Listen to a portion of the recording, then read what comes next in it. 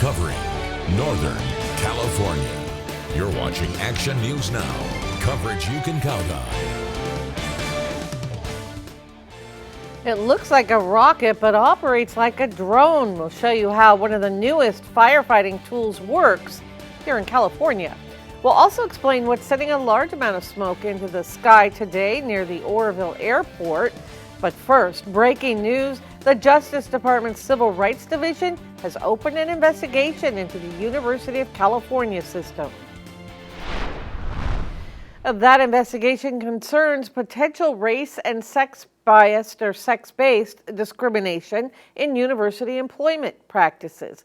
A DOJ news release says it will investigate whether the UC is engaged in a pattern or practice of discrimination based on race, sex, and other protected characteristics pursuant to Title VII of the Civil Rights Act of 1964. The UC system's 2030 capacity plan allegedly directs its campuses to hire diverse faculty members to meet race and sex-based employment quotas. The university says the hiring plan will diversify the faculty because new hires are more diverse than existing faculty. New at noon, with the return of hot temperatures, Chico's Safe Space is opening a cooling center. It opens Monday at Trinity Methodist Church at 6th and Flume Streets. Anyone is welcome to come in and cool off between the hours of 1 and 8 p.m. The center will remain open through July 13th. A live look at beautiful Mount Shasta from the Girard Ridge Alert California camera. Mostly blue skies and, as we mentioned, temperatures heating up. For the very latest, we check in with Court Klopping. That's right, Linda. And for the most part, blue skies above. Today, we're going to have periods where there's some thin clouds just brushing on by, but not really doing anything for us. And here's the view from the Deer Creek Highway camera. You can see Highway 32 right here, just up Highway 32 east of Chico, looking west over the valley. And again, plenty of sunshine for today. And temperatures, they're going to end up in a similar range to where we ended up yesterday. So not oppressively hot, but toasty. And you can see those clouds brushing on through earlier this morning. Those are now gone for most of the valley. 81 degrees currently for Chico with sunny skies. 89 degrees for Redding already with sunshine. Currently 89 degrees as well for Red Bluff with sunny skies. And Orville 80 degrees right now. So we have seen some southeast winds early today that kept temperatures from warming up as quickly the further you are to the south. Now, fire danger for today, 92 to 99 degrees, the projected high temperatures. Wind out of the southeast to 10 miles an hour, humidity down to as low as 17%. So because the winds aren't too strong and the humidity is not too low, fire danger moderate for your Thursday afternoon. Coming up in just a few minutes, Linda, I'll be breaking down how warm it's going to end up in your backyard later on today and some oppressive heat on the horizon in your extended forecast. All right, thank you, Court. Two separate high-speed chases ended with two arrests in Redding. This is one of the suspects, Michael Shankles. He was arrested Tuesday night on Cerro Lane, just off East Bonneview Road. A viewer sent us this video showing when the officers caught up with Shankles. Police say they had tried to pull him over. He was wanted for failure to appear. They say he sped into a cul-de-sac where kids were playing and then drove toward a police cruiser. An officer rammed Shankles' car to stop him. Investigators say he tried to run but was tracked down by a canine. Among the charges he faces, driving under the influence of drugs. Earlier that night, police say they tried to stop Troy Lyons, wanted on a felony warrant for drug-related offenses. They say he sped away and was found hiding in some bushes near where he abandoned his car at Western Oak and Saratoga Drives.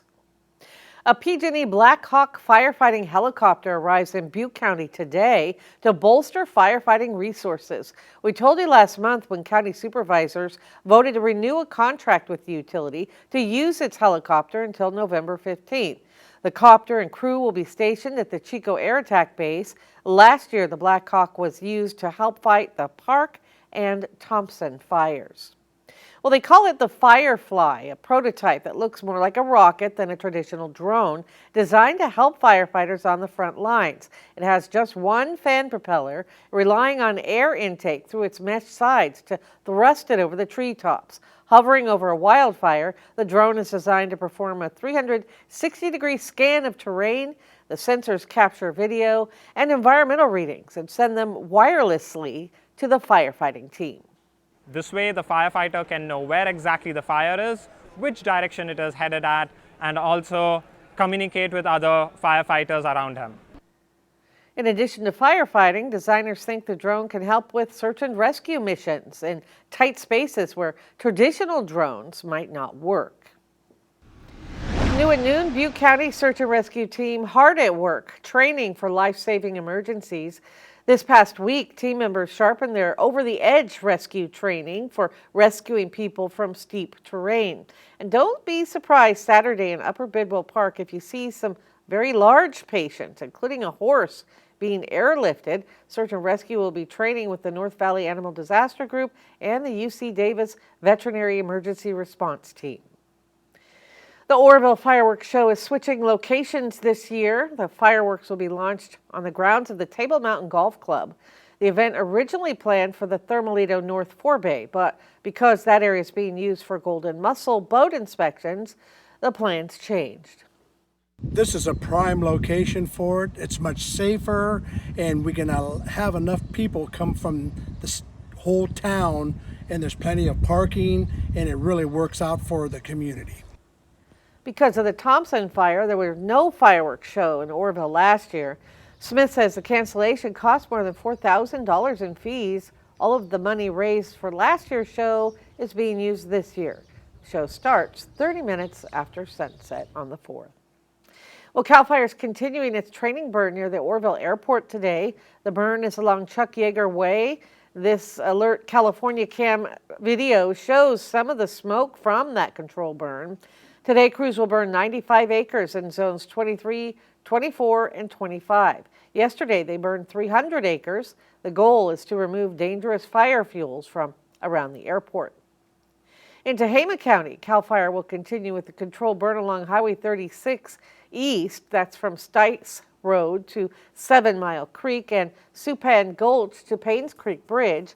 You can see some of the smoke and flames on this Alert California time lapse from yesterday. Traffic control still in effect. Ignitions resume at 6 o'clock tonight. They'll finish by 4 a.m. tomorrow. The Supreme Court has ruled for South Carolina in its effort to defund Planned Parenthood. Today's 6-3 ruling found individual Medicaid patients cannot sue a state to pick a medical provider. Federal funding for abortion is already banned, but conservatives have long targeted Planned Parenthood for any funding it receives, even if it's for other health care-related services.